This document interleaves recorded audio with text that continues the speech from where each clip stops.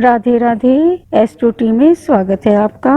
आज मैं आपको बताऊंगी कि होई माँ का व्रत कैसे किया जाता है, इसकी विधि क्या है और इसकी कहानी। वैसे तो सबके अपने अपने रीति रिवाज अलग अलग हैं, पर हमारे मारवाड़ी में कैसे करते हैं उसके बारे में मैं आपको बताऊंगी। कार्तिक अष्टमी को होई का व्रत करते हैं। किसी के यहाँ सप्तमी को भी करते हैं और अष्टमी को भी। ये व्रत जब लड़का हो जाता है उसके बाद से शुरू करते हैं। कोई दीवार पर चूने से पोतकर गैरू से रंग कर मांड लेते हैं और शाम को इसकी कहानी सुनी जाती है। और इसकी विधि इस प्रकार है। एक पटरे पर जल का लोटा, हलवा या जिसके यहाँ जो भी मीठा बनता हो वो रख ले। पूड़े बनते हो पूड़े, या जो भी मीठा उनके यहाँ बनता हो वो रख लें।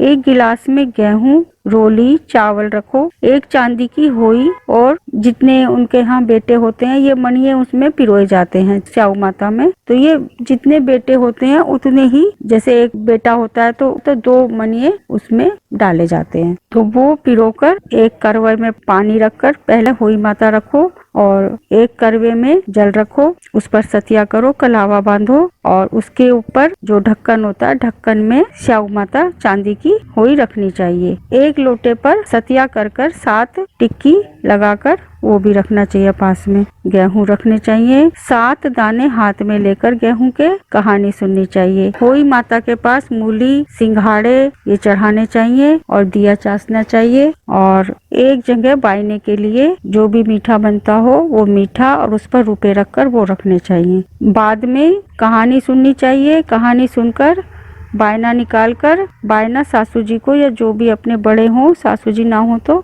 उनको दे देना चाहिए। फिर तारा उगने के बाद, अर्घ देने के बाद अब भोजन करना चाहिए। और जो भी अच्छा वार हो भैया दूज को या अच्छा वार तिथि देकर दिवाली के बाद स्याऊ माता को उतार कर रख देना चाहिए निकाल कर। हर साल स्याऊ माता की जो कंठी का जो नाल होता है वो कलावे से हम लोग पिरोते हैं, कलावा उसका बदल देते हैं हर साल। और किसी के यहाँ लड़का होता है या लड़के की शादी होती है तो उस साल होई का उजमन भी होता है, तो उस साल 2 होई लगाई जाती हैं। और एक थाली में 7 जगह 4-4 पूरी या थोड़ा थोड़ा हलवा और साड़ी, श्रृंगार का सामान और रुपया रखकर हाथ फेर कर वो सासू जी को दिया जाता है। उसको उजमन बोलते हैं। और बाद में जो सब चीजें होती हैं वो अपने परिवार में बांट दी जाती हैं। तो इस तरह उजमन होता है। अब होई की कहानी। होई की कहानी।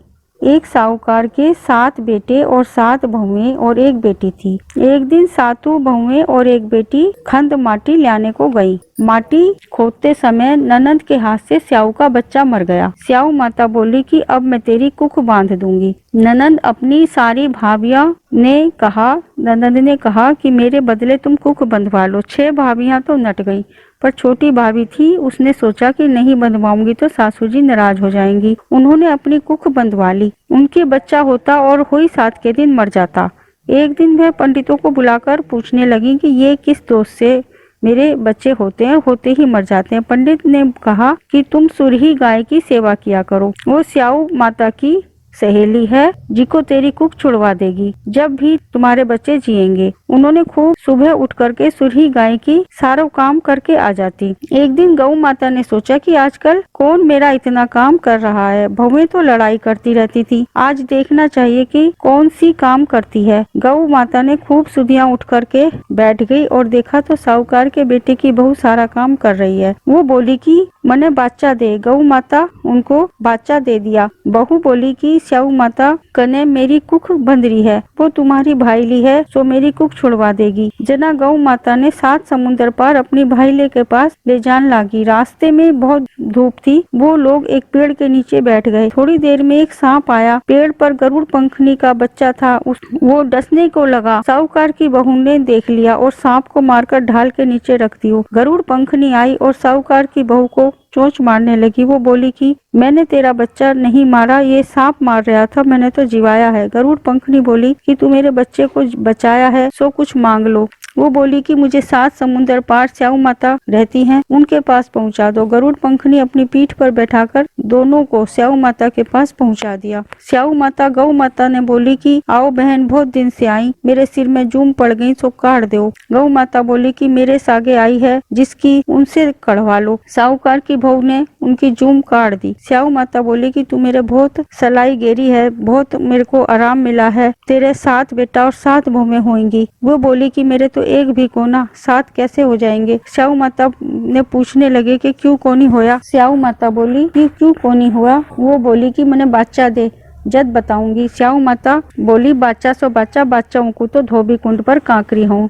साहूकार की बहू बोली कि मेरी कुक तो थारे पास ही बंधी पड़ी है। स्याऊ माता बोली कि तू तो मने बहुत ठगली, मैं तेरी कुक खोलती तो कोनी, पर अब तो खोलनी पड़सी। तेरे घर आ जा, तेरे 7 बेटा 7 बहू मिलसी, तू 7 उजमन करियो, 7 होई मांडियो, 7 कढ़ाई करियो। वो घर जाकर देखे तो 7 बेटा 7 बहू बैठी हैं। जना हुआ 7 होई मंडाई, कोई दीवाल के, कोई मटका के, कोई कहीं 7 उजमन करिया, 7 कढ़ाई करी। उसकी सब दौड़ जिठानियां बोली कि जल्दी जल्दी धोक पूजा कर लो, नहीं तो सदरोई रोल लाग जासी। थोड़ी देर में वे आपके टावरा ने देखने भेजी कि आज सदरोई रोई कैसे कोनी। टावर आकर बोलिया कि माँ आज तो चाची के होई मंडरिया खूब उजमन हो रहा है। जब दौड़ जिठानियां दौड़ी दौड़ी गई, देखे तो वह आपकी कुक छुड़ा लाई और उन्हें पूछने लगी कि कैसे छुड़ाई। जब वो बोली कि तुमने तो कुक बंधाई कोनी थी, मैं टावर थी सो बंधवा ली। स्याऊ माता दया कर करके मेरी कुक खोल दी। हे स्याऊ माता, जैसे साहूकार की बहू की कुक खोली वैसी म्हारी भी खोलियो, कहतन की सुनतन की सबकी खोलियो। इसके बाद विधायक जी की कहानी कहनी चाहिए और बायना निकालना चाहिए और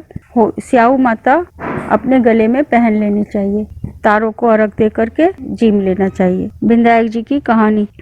एक विधायक जी महाराज थे, वो चुटकी में चावल और चमची में दूध लेकर घूम रहे थे। कोई खीर कर दो।